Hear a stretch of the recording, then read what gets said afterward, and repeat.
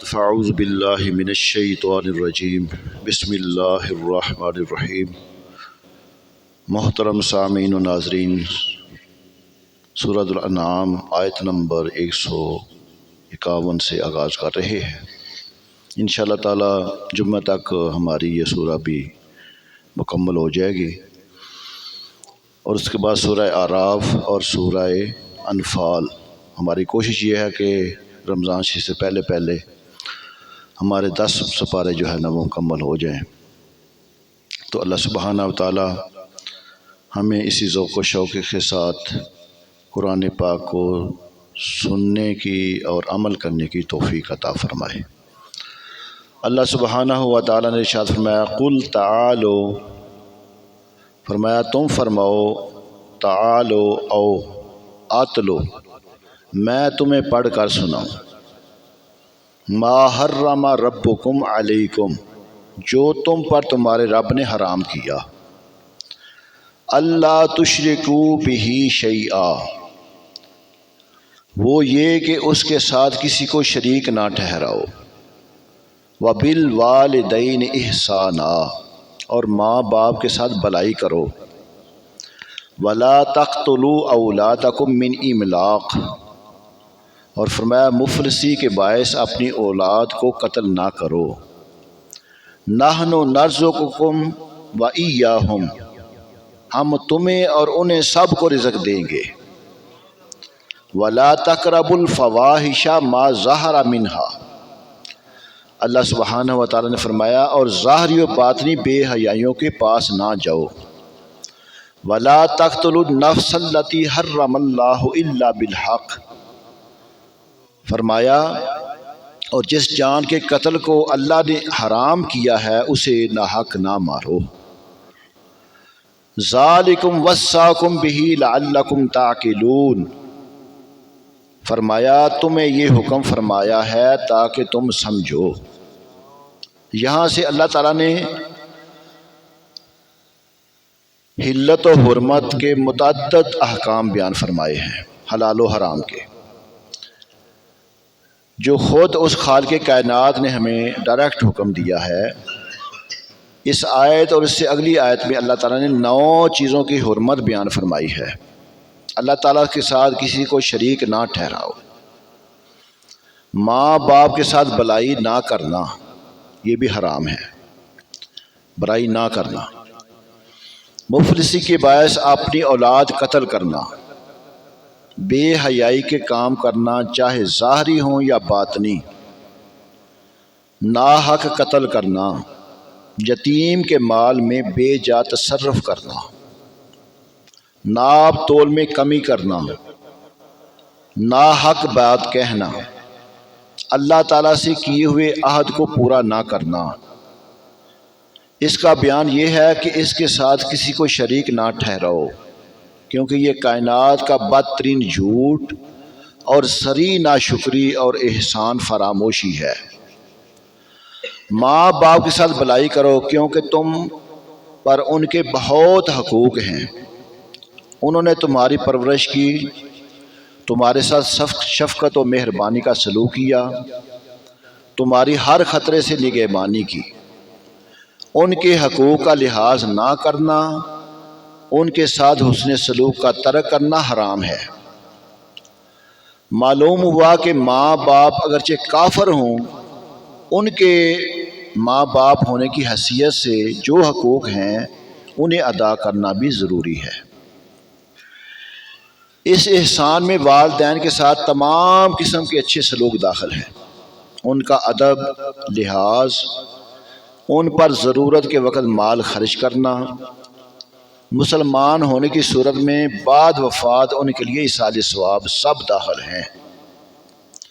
ولا تقتلوا اولادکم، اپنی اولاد قتل نہ کرو، اس میں اولاد کو زندہ درگور کرنے اور مار ڈالنے کی حرمت بیان فرمائی گئی، جس کا اہل جاہلیت میں اس وقت جو ہے نا جاہلیت کے دور میں جس کا دستور تھا، پہلے لوگ ایسا کرتے تھے، وہ بارہا فقر و تنگ دستی کے اندیشے سے اولاد کو مار ڈالتے تھے۔ انہیں بتایا گیا کہ روزی دینے والا تو اللہ تعالیٰ ہے، جو تمہیں اور انہیں سب کو روزی دے گا، تو پھر تم کیوں قتل جیسے شدید جرم کا ارتکاب کرتے ہو؟ وَلَا تَقْرَبُوا الْفَوَاحِشَ، بے حیائیوں کے پاس نہ جاؤ۔ اس آیت میں ظاہری و باطنی بے حیائیوں کے پاس جانے سے منع کیا گیا، کیونکہ انسان جب کھلے اور ظاہری گناہوں سے بچے اور پوشیدہ گناہوں سے پرہیز نہ کرے تو اس کا ظاہری گناہوں سے بچنا بھی للہیت سے نہیں بلکہ لوگوں کے دکھانے اور ان کی بدگوئی سے بچنے کے لیے ہے۔ اصل میں تو اللہ سے ڈر کر گناہوں سے بندہ بچے نا، جبکہ گناہوں سے بچنے کا اصل سبب اللہ تعالیٰ کی ناراضگی کا ڈر ہونا چاہیے، اور اللہ تعالیٰ کی رضا و ثواب کا مستحق ہوتا بھی وہی ہے جو اس خوف سے گناہ ترک کرے۔ تو اس سے معلوم ہوا کہ ظاہر میں نیک رہنا اور چھپ کر گناہ کرنا تقوی نہیں بلکہ ریاکاری ہے۔ تقوی یہ ہے کہ ظاہری و باطن ہر حال میں اللہ تعالیٰ کا خوف دامن گیر ہو، لوگوں کے سامنے نیک اعمال کرتے نظر آنے والوں اور تنہائی میں گناہوں پر بے باک ہونے والوں کا حشر میں بہت برا حال ہوگا۔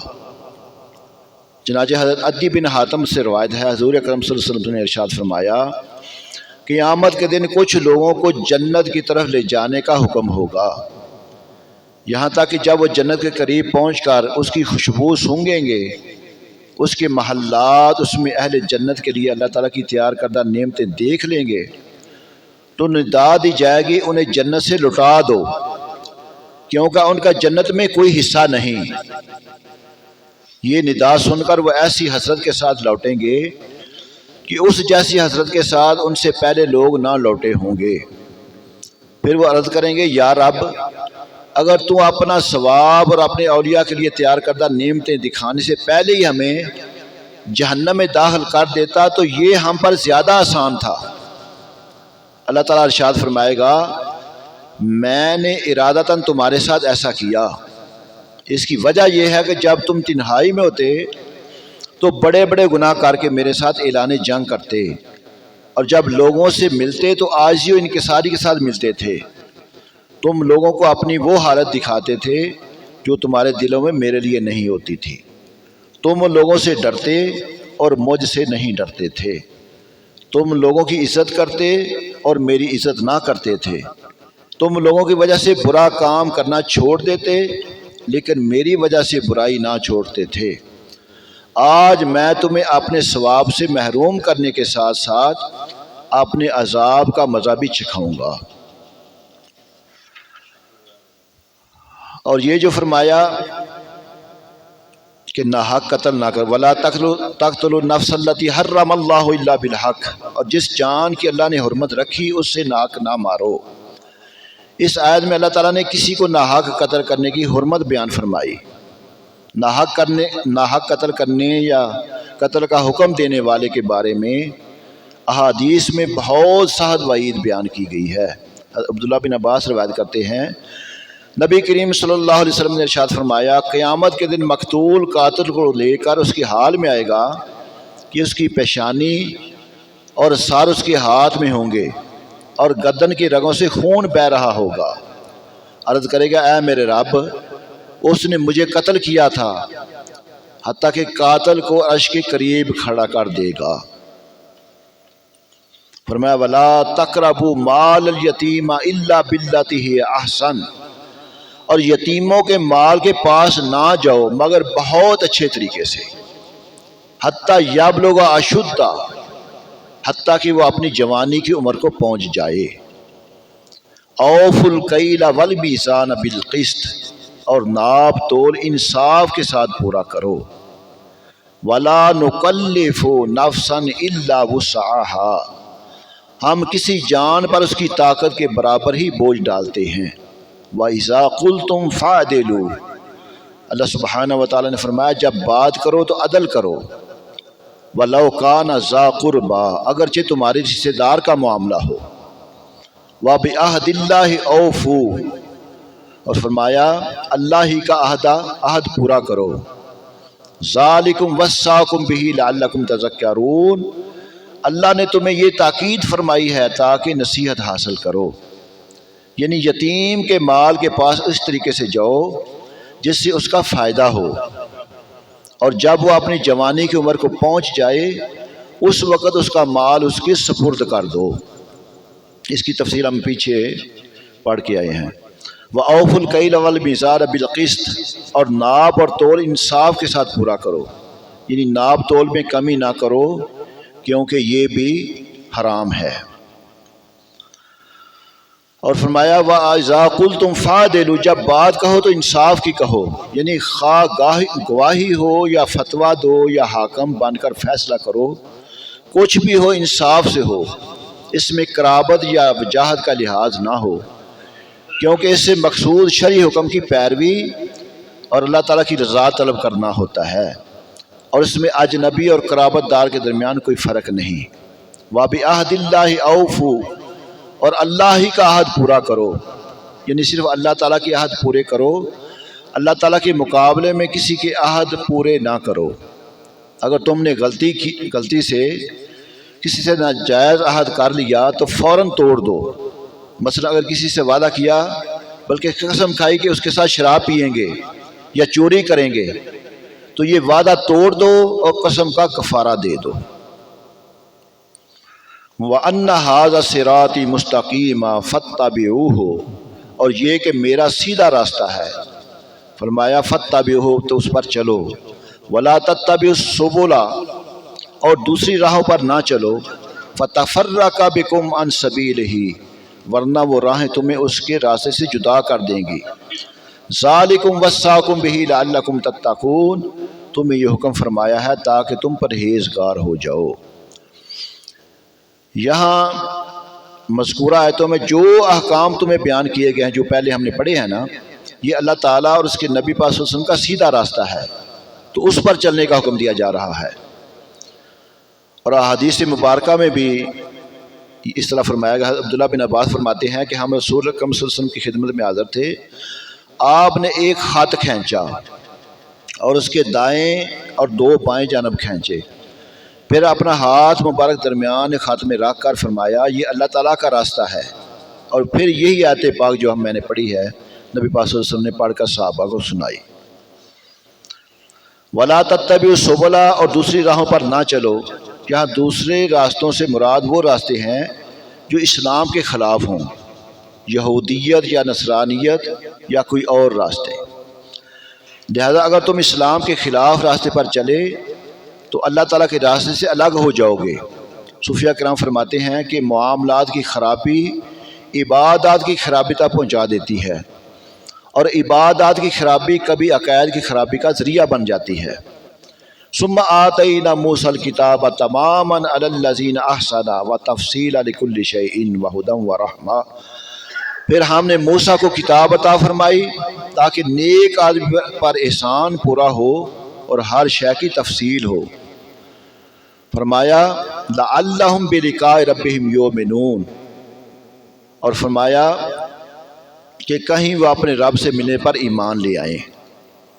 یہاں کتاب سے مراد تورات شریف ہے، اور سب سے پہلے کتاب الہی حضرت موسیٰ علیہ السلام کو ہی عطا ہوئی، اور اس سے پہلے پیغمبروں کو صحیفے ملتے تھے۔